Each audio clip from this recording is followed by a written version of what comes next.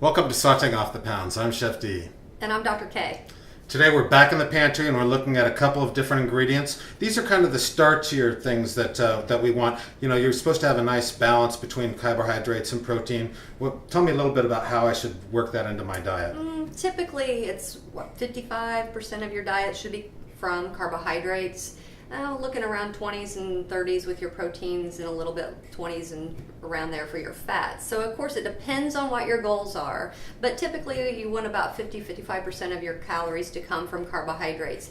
And you want those calories to be complex carbohydrates, so not just real simple white sugars and flours that are going to be real spiky to your blood sugar levels. You want something that's going to put some sustained glucose in your blood supply for a long period of time. So more complex carbohydrates and foods. So when I think of carbohydrates, I'm thinking of a nice yeast roll, white rice. I'm thinking of French fries. Pizza, all those kind of things. But there are also carbohydrates in vegetables and fresh fruits, Yes. and so people they don't really know how to balance their carbohydrates. I don't think. When you say there should have 40% carbohydrates, they're thinking, I can have 40% French fries. No, these are the complex carbohydrates that are going to, again, give you good calories. So that's going to give you riboflavins, niacins, vitamin B's. Those are the things that you really want. When you take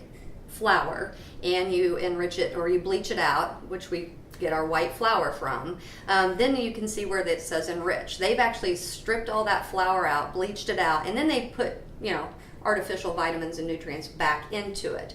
Well, we don't want to do that. You want to get foods that actually keep those nutrients in. Again, so you get those nutrients and those vitamins from the source from which it is most naturally found, and that is going to help your body absorb it. So you can take things like supplements and vitamins, but your body does not take those nutrients out of those items as well as they do in the items where that nutrient is most naturally found. So get whole grains, get foods that haven't been modified by the processing processes.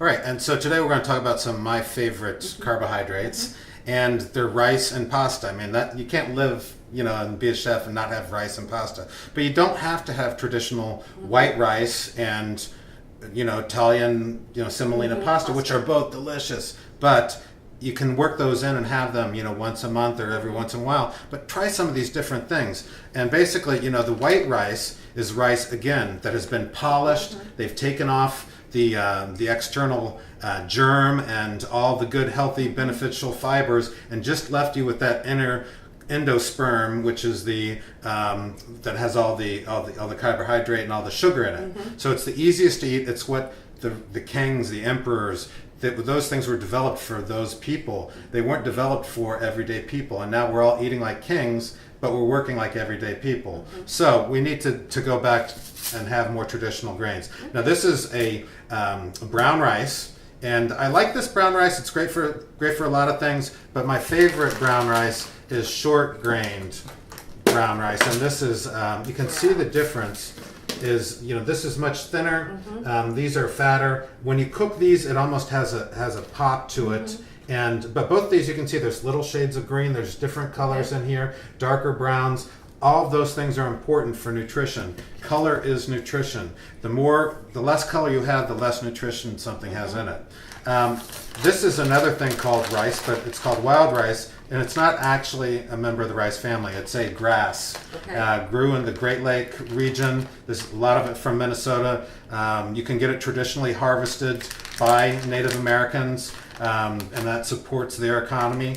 But you can also just buy, regular cultivated wild rice as well.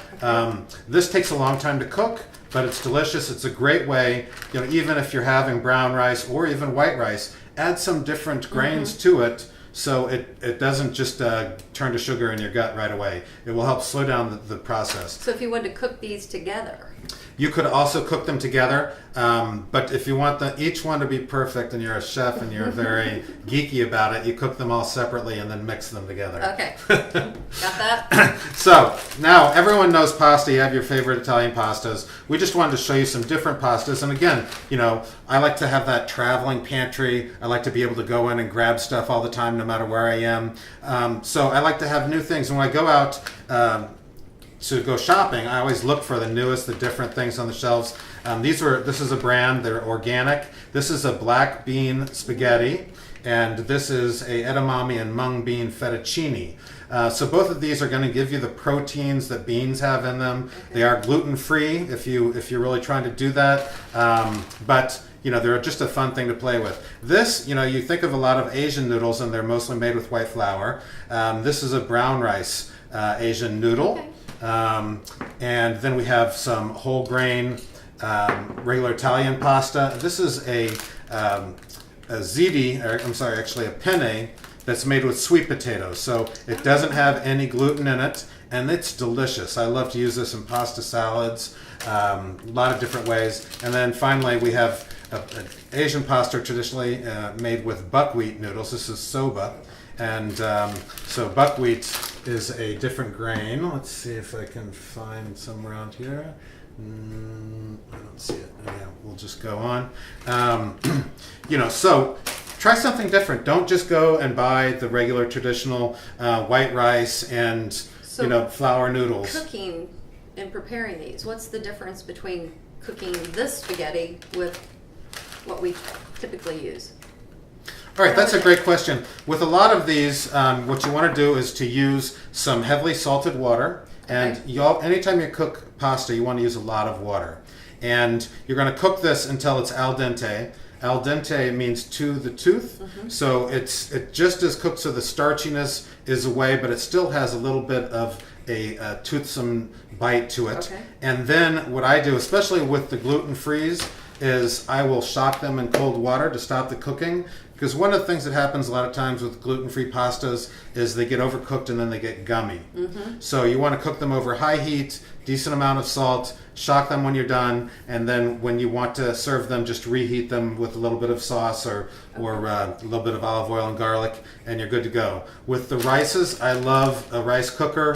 Mm-hmm. These do take a little longer than white rice because you're cooking through the external grains and germ, but I think that you'll really enjoy the benefits of them. So 2 great additions to our pantry, and hopefully you'll get out there and try them. Thanks for listening to Sauteing Off the Pounds. I'm Chef D. And I'm Dr. K. Have a great day.